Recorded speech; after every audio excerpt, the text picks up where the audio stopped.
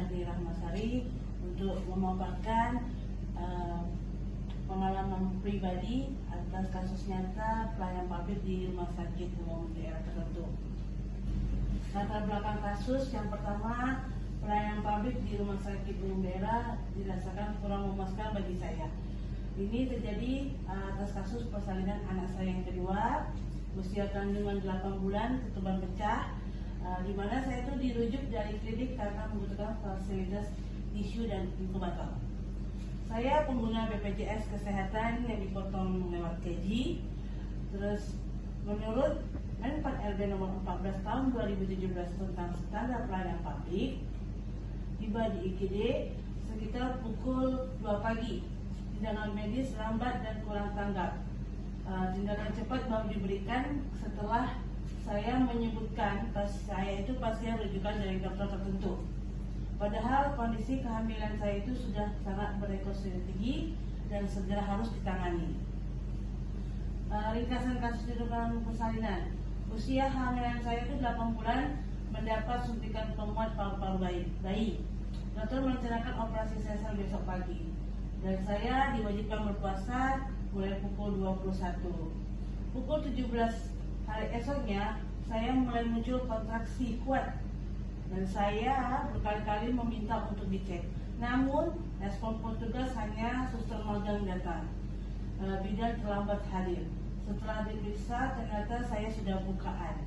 Dan akhirnya, saya melahirkan bayi normal dan bayi saya dirawat di ruang NICU karena masih 8 bulan.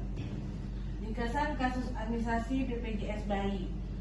Bayi saya itu dirawat di ruang NICU selama 10 hari.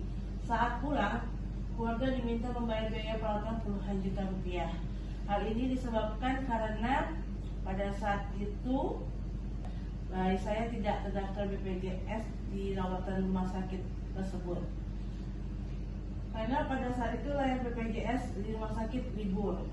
Tidak ada pendampingan jelas dari rumah sakit mengenai prosedur BPJS bayi baru lahir. Upaya BPJS sudah terlambat karena sistem terblokir. Identifikasi masalah utamanya: 1. Respon layanan gawat darurat lambat dan terkesan diskriminatif. Suara dan keluhan pasien di ruang persalinan kurang dihargai. Informasi dan administrasi BPJS baru lahir tidak jelas. SOP triase persalinan dan koordinasi antar unit belum berjalan optimal. Prinsip pelayanan publik dalam Permen-Pan RB nomor 14 tahun 2017 itu belum sepenuhnya terpenuhi. Dasar teori singkatnya ada set goal, yaitu parasuraman Zetmelberry. Di situ ada responsif, empati, reliability, assurance, sustainable. Kalau menurut Permen RB nomor 14 tahun 2017 itu kecepatan, kemudahan, kejelasan, dan kepastian biaya, keadilan, keterbukaan informasi, dan kepastian layanan. Kasus menunjukkan kualitas layanan dan standar pelayanan belum terpenuhi secara optimal. Solusi yang pertama adalah perbaikan triase dan hak pasien. 1. Tujuannya untuk menjamin pasien resiko tinggi mendapatkan penanganan cepat dan adil. 2. Menyusun SOP triase ibu hamil resiko tinggi ketuban pecah usia di bawah 37 minggu. Menetapkan batas waktu respon, misalnya maksimal 10 menit sejak kedatangan. Terus menggunakan checklist triase sederhana untuk petugas IGD dan bidan. Menetapkan hak pasien untuk meminta pemeriksaan kedua, second check, bila keluhan diabaikan. Strategi implementasi solusi: 1.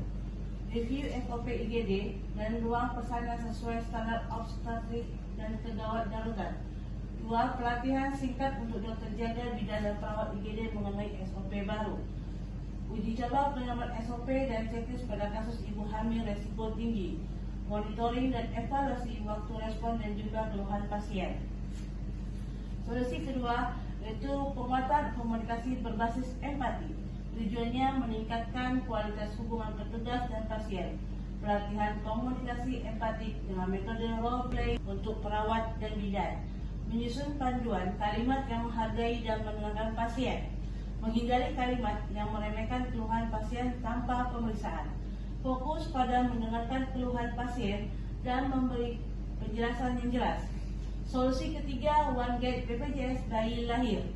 Tujuannya untuk mencegah bayi tidak tercover BPJS akibat kurang informasi. Membentuk layanan satu pintu BPJS baru lahir dengan petugas khusus, menyusun SOP pendaftaran BPJS bayi termasuk mekanisme saat hari libur, memberikan brosur informasi kepada keluarga tentang syarat dan batas waktu pendaftaran, mengkoordinasikan proses dengan bagian rekam medik, keuangan, dan ruang NICU. Strategi implementasi solusi 3, koordinasi resmi antara rumah sakit dan kantor BPJS untuk dukungan pendaftaran daring.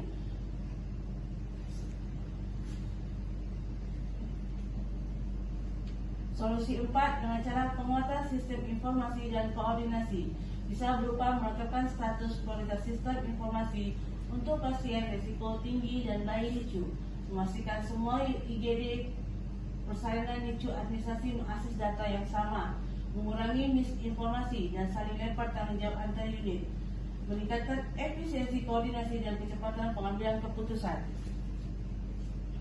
Dampak positif penerapan solusi bagi pasien dan keluarga, keselamatan ibu dan bayi lebih terjamin, rasa aman, nyaman, dan kepercayaan terhadap rumah sakit meningkat, beban biaya lebih terkendali melalui pemanfaatan BPJS secara optimal. Bagi rumah sakit, keluhan dan komplain berkurang, reputasi meningkat, kinerja lebih efisien dan sesuai standar regulasi dan akreditasi. Bagi tenaga kesehatan, panduan kerja lebih jelas, tekanan kerja berkurang. Penutup, kasus ini menunjukkan bahwa perbaikan pelayanan publik di rumah sakit bukan hanya soal keramahan, tetapi juga sistem SOP, koordinasi, dan empati. Dengan perbaikan triase, komunikasi, layanan BPJS bayi, dan sistem informasi, RSUD dapat menjadi lebih aman, adil, dan manusiawi bagi seluruh pasien. Terima kasih.